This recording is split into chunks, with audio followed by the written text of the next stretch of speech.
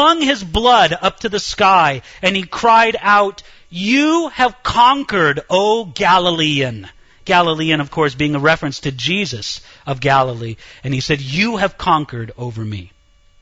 Julian was what we would call the last pagan emperor of Rome, because the emperors who followed Julian were generally sympathetic to Christianity, and they generally followed the trend of opposing pagan religions and involving themselves in the disputes of the church. Now, that was a significant occasion with Julian. But about this time, and again, Julian was about the year 361 to 362, we're coming into the years of the important decline of the Roman Empire, right? If Christianity was born when the Roman Empire was young, then Christianity was accepted in the days when the Roman Empire was dying out.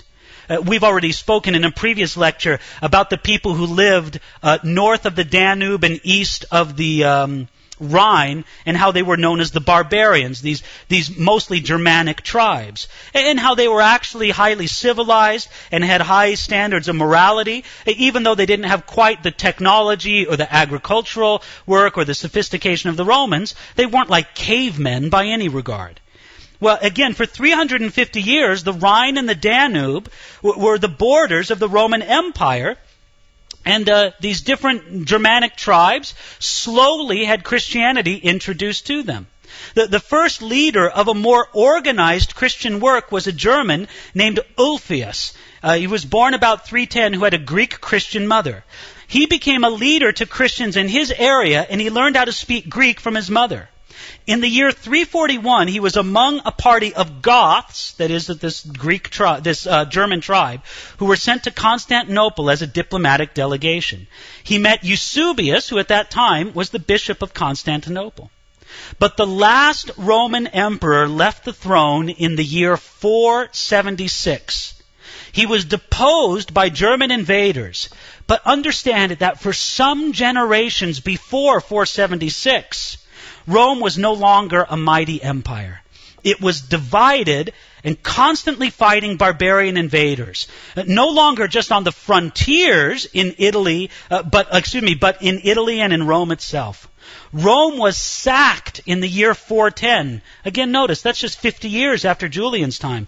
Rome was sacked in 410 and in 455. This meant that the city was invaded and plundered, that men were killed and sold as slaves, and that women were carried off as brides for Germanic leaders. Barbarians began to occupy the lands on the Italian peninsula and to carve up the entire region. In the year 476, a German chieftain named Odovacer deposed the Western emperor, who was a boy of 11 years old. And with that event, the Roman Empire was officially over in 476. And you have to understand what an absolutely catastrophic event this was for the Western world. The population declined radically in Italy and in Rome. Pope Galacus, again 492 to 496, at the end of the 5th century, he wrote of provinces like Tuscany in Italy that were almost completely depopulated. Rome itself, which probably had something like 1 million people in the 1st century, by the time of the 800s, which again is much later than our period, but it was on this trend towards the 800s. By the 800s, population of Rome was about 25,000 people. Whereas just, several hundred years before, it was just 1 million people. When the Roman Empire fell, society became more violent, more fragmented, more disorganized, and less urbanized.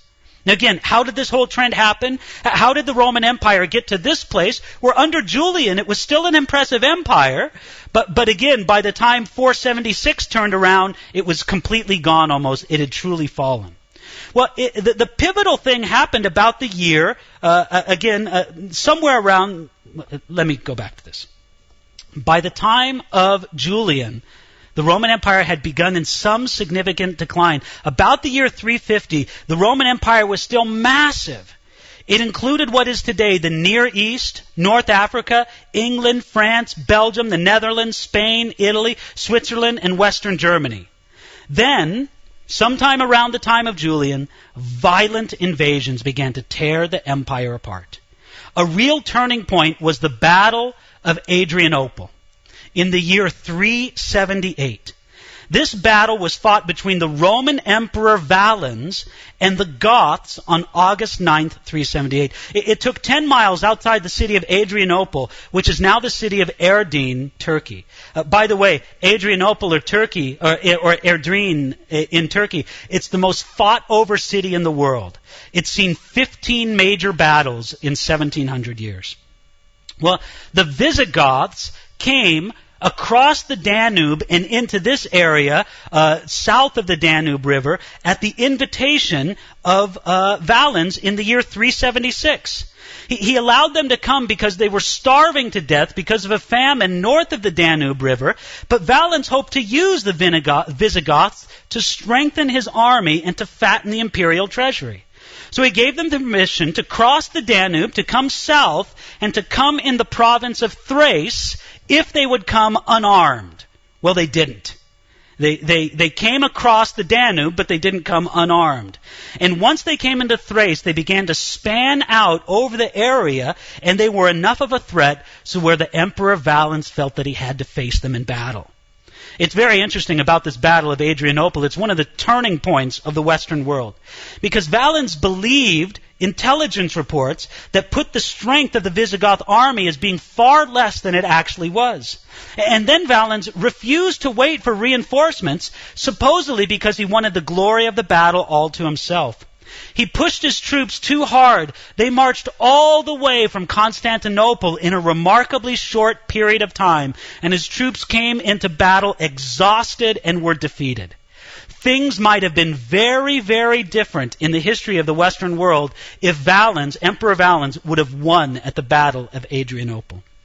But after this victory, the Visigoths, this Germanic tribe, one of many Germanic tribes, were able to roam freely across Europe, unhindered by the Roman army that had lost something like 25,000 men at the Battle of Adrianople. The momentum that made them win Adrianople would eventually, in a few years, bring them into Rome itself to sack the city. This whole defeat at Adrianople introduced a new kind of defeatism into Roman thinking. They lacked the psychological confidence to defeat the Visigoths and other Germanic armies. And so the Visigoths worked their way through Greece and the Balkans, and then eventually into Italy itself, and under their leader Alaric in 410, they sacked Rome for 3 days. But again, the critical turning point of it all was the Battle of Adrianople. St. Ambrose of Milan said of this, of the defeat at Adrianople, he said, it was the end of all humanity. It was the end of the world. Well, the Germans established states of their own. And they copied the Roman forms as much as they could as they began to dominate. And when I say the Germans, don't think the same as modern-day Germans. I'm talking about barbarian Germanic tribes that came down from the north. And many countries and provinces of Europe today are named after these Germanic tribes. There was the Germanic tribe of the Franks that gave their name to France. The Germanic tribe of the Angles that gave their name to England. The Danes to Denmark, the Sueans to Sweden, the Lombards to Lombardy, the Burgundians to Burgundy,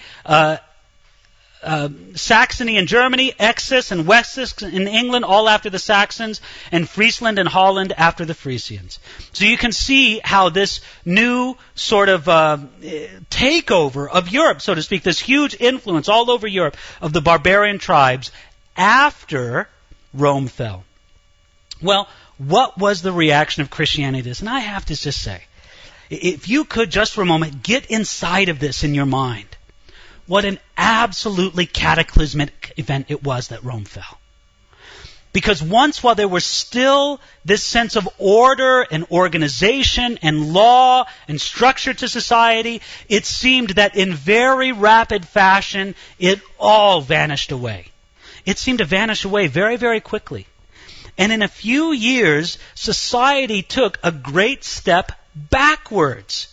In culture, in society, and all the rest. Now, we don't often think that way, do we? We, living in the 21st century, we have this sort of certainty that things keep getting better, right?